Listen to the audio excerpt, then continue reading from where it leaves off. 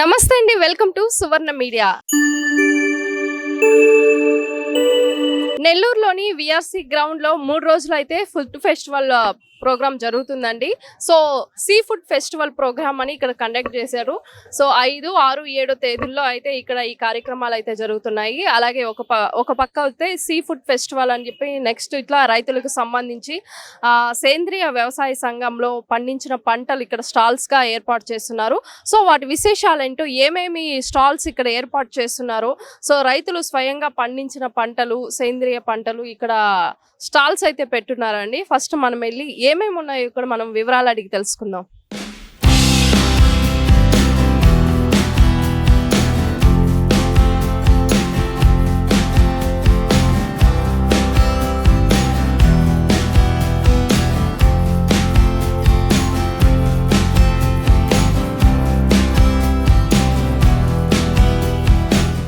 ఇక్కడైతే రైతులు ఉన్నారండి. వాళ్ళు సేంద్రియ ఎరువులతో పండించిన పంటలను ఇక్కడ ఫుడ్ ఐటమ్స్ అయితే స్టాల్స్ గా పెట్టున్నారు. సో వాళ్ళని అడిగి వివరాలు తెలుసుకుందాం. సార్ నమస్తే. సార్ నమస్తే అమ్మ.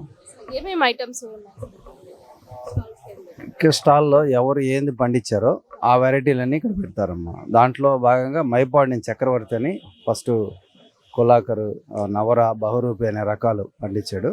ఆ బియ్యం పెట్టాడు, దాంతోపాటు అటుకులు కూడా పెట్టాడు. పెసలు పండించాడు కాబట్టి పెసలు పెట్టాడు. అట్లాగే దశరథ రామరెడ్డి మ్యాంగో పండిస్తాడు. ఈయన అది సీజన్ కాదు కాబట్టి రేపు ఏప్రిల్లో మళ్ళీ మ్యాంగో సీజన్లా పెడతాం మేము. వాళ్ళకి సంబంధించినటువంటి ఆ రోజు మనం ఎగ్జిబిట్ చేస్తాము. ఇట్లాగే మేము నాటు రకాలు పండిస్తూ, కూరగాయలు పండిస్తూ, వాటిల్లో వినియోగదారుకి దగ్గర చేయాలనేసి ఇట్లాంటి ఎగ్జిబిషన్ అనేది మనం రెడీ ఒక 13 సంవత్సరాలు చేస్తున్నాం మేము. ఫస్ట్ విఆర్సీలోనే పెట్టాము, తర్వాత ఖర్చు ఎక్కువ ఉండదలకే రైతు బజార్లో పెట్టాము. ఇప్పుడు మళ్ళీ విఆర్సీ గ్రౌండ్లో ఫిషెస్ దాంట్లో సంబంధించి ఇద్దరం కలిసి 3 సంవత్సరాల నుంచి పెడుతున్నాం. అయితే ఇక్కడ రైతు పండించిన దాన్ని ఎక్కువగా వాడు సొంతంగా అమ్ముకోలేకపోతున్నాడు. అందుకని గ్రూప్ అయ్యి అందరం రైతులు గ్రూప్ అయ్యి సింహపూరి సేంద్రియ వ్యవసాయదారుల సంఘం ఒకటి ఏర్పాటు చేసాం 15 సంవత్సరాల కిందట. అందులో భాగంగా అందరం కలిసి ఒక దగ్గర పెట్టి అమ్మించుకుందాం అనేసి రైతు బజార్లో స్టాల్ మనకి తక్కువ రెంట్కి వస్తుంది కాబట్టి రెంట్ కోసంగా మేము వినియోగదారులకి రేటు పెంచి అమ్మాల్సిన పని లేకుండా ఇక్కడ రైతు పండించిన దాంట్లో అతనే నిర్ణయం చేసి ఒక రేటు నిర్ణయం చేసుకొని నాకు ఇంత ఖర్చు అయింది, నా రేటు ఎంత అయితే అమ్మండి అని చెప్పి అతను రైతు బజార్లో పెట్టిస్తాడు. అది మన వినియోగదారులకి ఈ రేట్లో ఈ యొక్క పదార్థం మనకు అందుబాటులో ఉందని చెప్పి తెలుసుకున్న తర్వాత వాళ్ళు దాన్ని వినియోగించడానికి ప్రయత్నం చేస్తారు. ఇంకొక విషయం ఏంటంటే, ఇక్కడ ఈ ఎగ్జిబిషన్ చేసేటప్పుడు ప్రతి రైతు యొక్క వాల్ పోస్ట్ పెడతాం. అతని యొక్క ఫోటో, అతని యొక్క ఫీల్డ్ ఫోటో ఉంటుంది, అతని పేరు, అతని ఫోన్ నెంబరు, ఊరు పేరు ఉంటుంది, అతను చేసే పొలం విస్తీర్ణం ఉంటుంది, ఎన్ని సంవత్సరాలు చేస్తున్నాడో కూడా సేంద్రీయ వ్యవసాయం ఆ వివరాలన్నీ ఉంటాయి దాంట్లో. అయితే ఇక్కడ ఎగ్జిబిషన్ చేసినప్పుడు వినియోగదారుడు నేరుగా వచ్చినప్పుడు అది అతని యొక్క వివరాలు తీసుకొని అతని యొక్క ఆ ఊర్లో సంబంధించినటువంటి బంధువులు కానీ స్నేహితులు కానీ ఎవరో ఒకరు ఉన్నప్పుడు అతను ఎంక్వైరీ చేసుకుంటాడు. ఇది పలానా రైతు ఇక్కడ చేస్తున్నాడు మన ఊర్లో, అతనికి ఎట్లా ఆర్గానిక్లో చేస్తున్నాడా లేదా అని అడుగుతాడు బంధువులు కానీ స్నేహితులు కానీ. ఒక వినియోగదారుడుగా వాళ్ళు చెప్పే సమాచారాన్ని బట్టి అతను దీన్ని నమ్మకాన్ని, ట్రస్ట్ని ఏర్పాటు చేసుకొని సరే ఇది బాగుంది, ఇతను బాగా చేస్తున్నప్పుడు అతను తీసుకుంటాను అన్నట్టుగా ఈ ఎగ్జిబిషన్లో వచ్చినటువంటి వినియోగదారులకి ఆ యొక్క పద్ధతిలో మనం దగ్గర అవుతున్నాం. దానివల్ల వాళ్ళు దాన్ని వినియోగించినప్పుడు, వాళ్ళకి రుచి అనిపించినప్పుడు, వాళ్ళకి ఆరోగ్యపరంగా తేడా అనిపించినప్పుడు దాన్ని కంటిన్యూ చేస్తూ అతని బంధువులకి, అతని దగ్గర వాళ్ళకి చెప్పుకుంటున్నాడు, రెఫర్ చేస్తున్నాడు. తర్వాత మిగతా రైతులు అందరూ కూడా అక్కడ అట్లాగే పెడుతున్నాం కాబట్టి అన్నీ మనకి ప్రతి సంవత్సరం ఇట్లా ఎగ్జిబిషన్ పెట్టిన దానివల్ల అన్నీ బాగా మూమెంట్ బాగుంది. దీనికి ఆర్థికంగా మాకు ఖర్చు ఎక్కువ అవుతుంది, అది ఒకటే పని, కానీ మాకు ఇబ్బందిగా ఉంది. కానీ ఎగ్జిబిషన్ చేసేదాన్ని ప్రచారం కూడా చేసుకోలేకపోతున్నాం. రైతు స్థాయిలో మేము తలారం తీసుకొని ఈ కార్యక్రమం నిర్వహించుకుంటున్నాం. అదే ప్రభుత్వం కూడా కొద్ది సహకారం అందించుంటే ఇంకా బాగుండేది. ఈ ఎట్టి పరిస్థితుల్లో వాళ్ళు డిపార్ట్మెంట్ పరంగా మాకు అట్లాంటి గైడ్లైన్స్ లేవని వాళ్ళు చెప్పుకుంటున్నారు.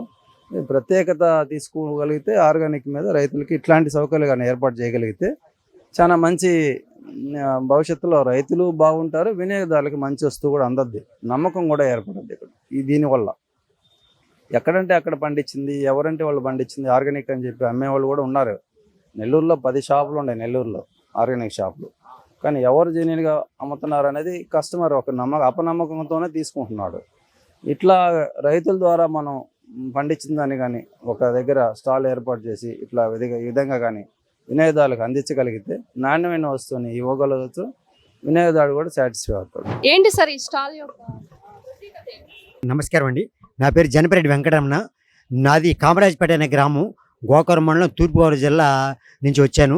నాది ప్రకృతి సంస్కృతి సాహిత్య కళా విద్యాలయం అని ఒక విద్యాలయం స్థాపించాను. ఇది ఎందుకు అని అంటే ఈ 4 రంగాల్లో నేను పనిచేస్తున్నాను. ప్రకృతిని కాపాడేవాడిని, అలాగే రైతులను రాజు చేయడానికి ప్రకృతి సాగు విధానంలో నేను శిక్షణ ఇచ్చేవాడిని, అలాగే జనానికి ప్రకృతిని దగ్గర చేసి వాళ్ళకి ఆరోగ్యం గురించి పనిచేసేవాడిని. అలాగే నేను రైతులకి పండించాలంటే విత్తనాలు కావాలి, ప్రకృతి వ్యవసాయానికి నాటు విత్తనాలు కావాలి. ఆ నాటు విత్తనాలు నా దగ్గర 70 రకాలు ఉన్నాయి. ఆ 70 రకాల్లో కేవలం ఇవి విత్తనాల సంచులు మాత్రమే కాదు, రైతు రాజు అవ్వడానికి ఇది కొన్ని కోట్ల రూపాయల అవకాశం నేను చూపిస్తున్నా. ఇది నేను ఎప్పటి నుంచో చేస్తున్నాను. నేను పాలేకర్ శిష్యుడిని, పాలేకర్ కొరకు నేను తెలుసు. ఇందులో నా దగ్గర కూరగాయలు, ఆకుకూరలు, పండ్లు, పూలు, ధాన్యాలు, చిరుధాన్యాలతో సమస్తం ఉన్నాయి. ఏ పంట పండిస్తానని నా దగ్గర విత్తనం ఉంది. ఇవన్నీ కూడా నాటు విత్తనాలే. చాలా ఒక్కొక్క విత్తనానికి ఒక్కొక్క ప్రత్యేకత ఉంది. ఇవన్నీ కూడా రైతుల దగ్గర నుంచి, అడవుల నుంచి కలెక్ట్ చేసినవి. ఇవి బయట అయితే హైబ్రిడ్ విత్తనాలు దొరుకుతాయి, కానీ ఇవి నాటు విత్తనాలు బయట దొరికేవి కాదు. వాటర్ ప్యూరిఫికేషన్ సీడ్, ఈ వాటర్ ప్యూరిఫికేషన్ బురద నీళ్ళని మంచినీళ్ళుగా మనకి ఉన్న పళ్ళంగా మార్చేస్తుంది. ఇది ఒక మన కళ్ళు ఎదిరిగిన ఒక అద్భుతం చేస్తుంది అనమాట. ఇది గతంలో మన గ్రాండ్ పేరెంట్స్ సమయంలో చెరువులో నీళ్ళు తాగేవారు. అప్పుడు దీంతోనే శుద్ధి చేసుకుని సురక్షితంగా నీళ్ళు తాగారు. అప్పుడు చాలా ఆరోగ్యంగా ఉన్నారు. ఇది బొట్టిగానే కాకుండా పెదవుల రంగు వాడతారు, అందుకని ఇంగ్లీష్లో లిప్స్టిక్ మొక్కని అంటారు. ఇది నేచురల్ కలర్. అలాగే ఆహారంలో రంగు కూడా వాడతారు. మనం సింథటిక్ రంగుల్ని పలావుల ద్వారా, స్వీట్స్, బేకరీల ద్వారా కృత్రిమ రంగులు తినేస్తున్నాం. ఆ ఫుడ్ కలర్ చాలా ప్రమాదం అని, ఎందుకంటే అది కృత్రిమ రంగు. హాయ్ మేడం, దేనికి సంబంధించి? ఇది యాక్చువల్గా ఆర్గానిక్ ఫార్మింగ్కి సంబంధించింది, అంటే సేంద్రియ వ్యవసాయ ఉత్పత్తుల సంస్థ అనమాట. మాది క్లారియాన్ ఫార్మింగ్ ప్రైవేట్ లిమిటెడ్ నుండి మేము ఇక్కడ ఎగ్జిబిషన్లో స్టాల్గా పెట్టడం జరిగింది. ఇందులో మాది వచ్చేసి సంగం దగ్గర సూరాయిపాలెం అనే విలేజ్, అలాగే మామిడూరు, గొల్లపల్లి, అలాగే కోటి తీర్థం, ఈ విలేజెస్లో 750 ఏకర్స్లో ఆర్గానిక్ ఫార్మింగ్ చేస్తున్నాము. ఇందులో వచ్చేసి మనకు వేరుశెనగ ఉత్పత్తులు, అంటే వేరుశెనగ పండించి మేమే చెక్కగానుగ ద్వారా నూనె తీస్తాము. అలాగే డైరీ ఫామ్ ఉంది, అంటే ఆవు నెయ్యి, ఆవు పాలు, ఇవి కూడా సప్లై చేస్తాం అనమాట. డోర్ డెలివరీ అనే ఫెసిలిటీ కూడా అలాగే అవైలబుల్ ఉంది మా దగ్గర. 80 ఏకర్స్లో ప్యాడీ కల్టివేషన్, వరి సాగు కూడా చేస్తాము. ఆర్ఎన్ఆర్, కూనారము, ఇవన్నీ మేమే పండించి కస్టమర్స్కి డెలివరీ ఇవ్వడం జరుగుతుంది. అలాగే కూరగాయలు 80 ఎకరాల్లో కూరగాయల సాగు ఉంది. అలాగే ఫిష్ పాండ్స్ కూడా డెవలప్ చేస్తున్నాం అనమాట. ఇన్ ద ప్రాసెస్లో ఉంది అది. ఇది మా ముఖ్య ఉద్దేశం ఏంటంటే, ఎయిమ్ ఏంటంటే నెల్లూరు వాసులకి, అలాగే ఆల్ ఇండియా ఉన్న కస్టమర్స్ అందరికీ ఆరోగ్యం ద్వారా, సేంద్రియం ద్వారా ఆరోగ్యం సంపాదించాలని ట్రై చేస్తున్నాం అనమాట.